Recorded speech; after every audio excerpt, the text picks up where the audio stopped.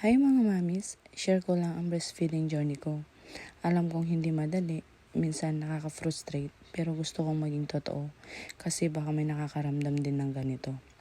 Breast pump time na. Ang dami ko nang na-try na breast pump, pero ito lang talaga yung hindi masakit at nagustuhan ko. Mas komportable siyang gamitin kaya kahit papaano, mas nagiging relaxing ang pumping time ko. Ang dami ko na rin sinubukan para dumami ang gatas ko. Halos araw-araw, sabaw ang ulam ko. Umiinom ako ng gatas tuwing umaga at gabi.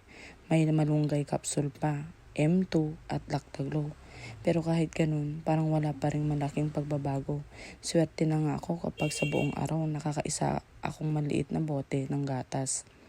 Minsan naiinggit ako sa ibang mami na ang dami ng gatas nila.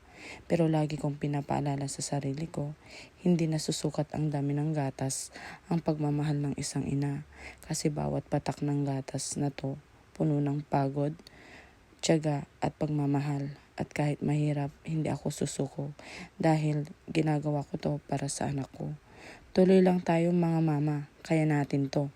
Hindi man laging madali pero laging worth it. At sa dulo ng araw, kahit konti lang ang nakukuhang gatas, sapat na. Dahil ang mahalaga, ginawa natin ang lahat para sa mga anak natin.